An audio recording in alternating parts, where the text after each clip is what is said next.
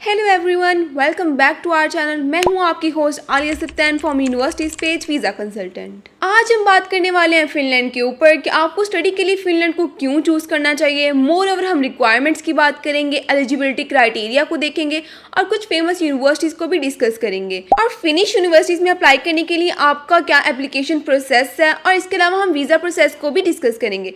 तो आपसे रिक्वेस्ट है कि वीडियो को एंड तक देखिएगा ताकि आपसे कोई भी इन्फॉर्मेशन मिस ना हो जाए।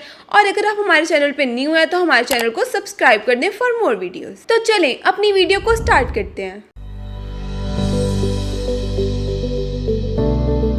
फिनलैंड एक नॉर्डिक कंट्री है जो कि नॉर्थ यूरोप में लोकेट करती है। इसकी पॉपुलेशन की बात करें तो वो 5.6 मिलियन है। हेलसिंकी यहाँ की कैपिटल सिटी है। फिनलैंड में जो लैंग्वेज है वो स्वीडिश और फिनिश बोली जाती है और बहुत से लोग यहाँ पे इंग्लिश भी बोलते हैं। फिनलैंड दुनिया की one of the happiest country है। देखा जाए तो पूरी दुनिया में नंबर 1 पर रैंक करती है और यहाँ पर करेंसी यूरो यूज की जाती है। तो सबसे पहले आ जाते हैं यहाँ की क्वालिटी ऑफ एजुकेशन के ऊपर। तो फिनलैंड में आपको बहुत ही high quality of education provide की जाती है यहाँ की फिनिश यूनिवर्सिटीज में, और टीचिंग मेथड भी बहुत ही इनोवेटिव है। आप यहाँ पर बैचलर्स, मास्टर्स और पीएचडी के प्रोग्राम्स में अप्लाई कर सकते हैं। इवन आपको यहाँ पर डॉक्टरल प्रोग्राम्स भी मिल जाते हैं इंग्लिश में। मोर देन 400 प्लस इंग्लिश और प्रोग्राम्स आपके पास अवेलेबल होते हैं। फिनिश में मोस्टली लोग इंग्लिश बोलते और समझते हैं, तो आपको यहाँ पे लैंग्वेज की रिक्वायरमेंट भी नहीं होती स्वीडिश या फिनिश की। बहुत सी यूनिवर्सिटीज हैं जो आपको यहाँ पे स्पोर्ट्स सर्विसेज प्रोवाइड करती हैं ताकि आप सक्सेसफुली अपनी एजुकेशन को हासिल कर सकें। The most important point is cost, कि यहाँ पर आपकी क्या कॉस्ट ऑफ लिविंग आ सकती है including your fees.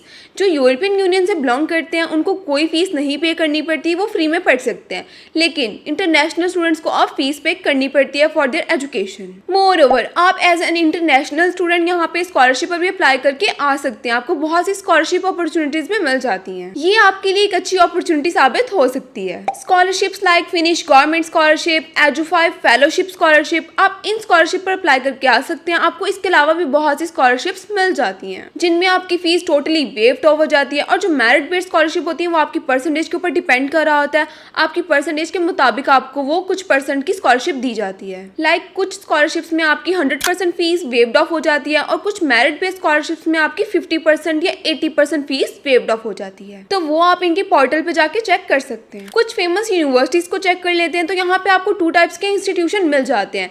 Number 1 is universities and the second one is universities of applied sciences. Universities में आपको बैचलर्स, मास्टर्स और डॉक्टरल के प्रोग्राम्स मिल जाते हैं। More over university of applied sciences में आपको मास्टर्स और पीएचडी के प्रोग्राम्स मिल जाते हैं। नंबर 1 पे आ जाती है आल्टो यूनिवर्सिटी जो कि पूरी दुनिया में 113 नंबर पर रैंक करती है। सेकंड नंबर पे आ जाती है यूनिवर्सिटी ऑफ हेलसिंकी जो कि पूरी दुनिया में 117 नंबर पर रैंक करती है। थर्ड पर बात कर लेते हैं यूनिवर्सिटी ऑफ टर्को की जो कि पूरी दुनिया में 375 नंबर पर रैंक करती है। फोर्थ पर आ जाती है टेम्परे यूनिवर्सिटी जो कि पूरी दुनिया में 462 नंबर पर रैंक करती है। तो ये थी कुछ यूनिवर्सिटीज। अब हम अप्लाइड साइंसेज की यूनिवर्सिटीज को भी देख लेते हैं, जिसमें आपके पास सबसे पहले आ जाती है Laurea university of applied sciences and Hame university of applied sciences. आप इन यूनिवर्सिटीज को भी कंसीडर कर सकते हैं। आप इन यूनिवर्सिटीज में वैरायटी ऑफ कोर्सेज में अप्लाई कर सकते हैं। कुछ फेमस कोर्सेज को देखें तो उसमें हमारे पास सबसे पहले आ जाता है business management, engineering, computer science, nursing, architecture,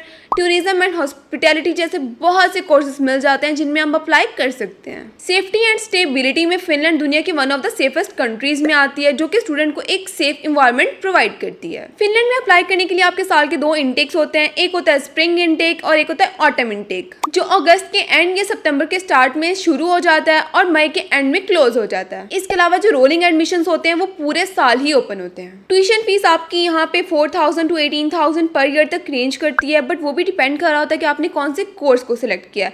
कुछ कोर्सेज में आपकी फीस कम भी हो सकती है और कुछ कोर्सेज में आपकी फीस ज्यादा भी हो सकती है। Your cost of living will be around 700 to 900 Euros per month, जिसमें आपका ट्रांसपोर्टेशन, फूड, अकोमोडेशन और सब कुछ इंक्लूड करा होता है। ये एक एवरेज कॉस्ट ऑफ लिविंग है जो हम आपको बता रहे हैं, लेकिन अगर आपका हाई स्टैंडर्ड ऑफ लिविंग है तो ऑब्वियसली आपका एक्सपेंस भी ज्यादा आएगा। बहुत सी यूनिवर्सिटीज यहाँ पे स्टूडेंट्स को यूनिवर्सिटी के अंदर ही अकोमोडेशन प्रोवाइड करती हैं जो कि बहुत ही रीजनेबल होता है as compare to private accommodation. तो आप पहले ही यूनिवर्सिटी के अकोमोडेशन में अप्लाई करना चाहते हैं तो आप कर सकते हैं। International students are allowed to do a part time job. आपको यहाँ पे 30 आवर्स पर वीक दिए जाते हैं कि अगर आप जॉब करना चाहते हैं तो आप कर सकते हैं, और अगर आपको वेकेशंस होती हैं तो उसमें आप फुल टाइम जॉब भी कर सकते हैं। और पार्ट टाइम जॉब करके आप मंथली 900 to 1300 यूरोज तक अर्न कर सकते हैं और फाइनेंशियली खुद को सपोर्ट कर सकते हैं। कुछ प्रोग्राम्स में आपको यहाँ पे एंट्री टेस्ट भी देना पड़ सकता है, इवन आपका यूनिवर्सिटी की तरफ से इंटरव्यू भी कंडक्ट हो सकता है। कुछ कोर्सेज में आपको यहाँ पे आइल्स की रिक्वायरमेंट हो सकती है विच इज 6 to 6.5 बैंड। अगर आपको यहाँ पे टोफल रिक्वायर्ड है तो उसमें आपका 90+ स्कोर होना चाहिए। सेम गोज फॉर पीटीई, अगर आपको यहाँ पे रिक्वायर्ड है तो उसमें आपका 60+ स्कोर होना चाहिए अगर रिक्वायर्ड है तो।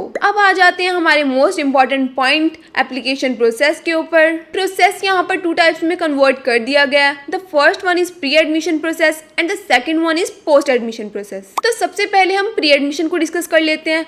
प्री एडमिशन में आपकी 2 टाइप्स की एप्लीकेशन होती हैं। First one is joint application and the other one is separate application. Joint application में आप एट अ टाइम 6 कोर्सेज में अप्लाई कर सकते हैं सेम एप्लीकेशन के थ्रू। इसी तरह आ जाते हैं सेपरेट एप्लीकेशन के ऊपर, तो इसमें आपको कोई रिस्ट्रिक्शन नहीं होती है, आप सेपरेटली किसी भी कोर्स में अप्लाई कर सकते हैं और इस एप्लीकेशन के थ्रू आप किसी भी 2 कोर्सेज में अप्लाई कर सकते हैं। आप इनकी पोर्टल पर जाकर सेपरेटली किसी भी यूनिवर्सिटी को सिलेक्ट करके उसमें किसी भी प्रोग्राम में अप्लाई कर सकते हैं। इन दोनों एप्लीकेशंस में एक मेजर डिफरेंस ये है कि आप जॉइंट एप्लीकेशन में अप्लाई करते वक्त आपको प्रायोरिटी सेट करनी पड़ती हैं। लाइक जिस यूनिवर्सिटी में आप ज़्यादा अप्लाई करना चाहते हैं तो उसको आप फर्स्ट प्रायोरिटी पे रखेंगे और सेकंड प्रायोरिटी पे आप एक यूनिवर्सिटी को रखेंगे एंड थर्ड पर एक को। अगर आपका फर्स्ट में एडमिशन नहीं होता तो सेकंड में हो जाता है, अगर सेकंड में भी नहीं होता तो थर्ड में हो जाता है, अगर थर्ड में नहीं होता तो फोर्थ में हो जाता है। तो इसी तरह आपको प्रायोरिटी सेट करनी पड़ती है। एंड सेपरेट एप्लीकेशन फॉर्म में आपको ये बेनिफिट होता है कि आपको 3 से 4 यूनिवर्सिटीज़ की तरफ से एक्सेप्टेंस लेटर आ जाता है, तो आप खुद सिलेक्ट कर सकते हैं कि आपको कौन सी यूनिवर्सिटी में जाना है। यूनिवर्सिटी और कोर्स की सिलेक्शन आप एक ही वेबसाइट के थ्रू अप्लाई करते हैं जो कि है studyinfo.fi। ये इनका ऑफिशियल पोर्टल है, इस पे ही जाके आपको यूनिवर्सिटी और कोर्स को सिलेक्ट करना होता है। More over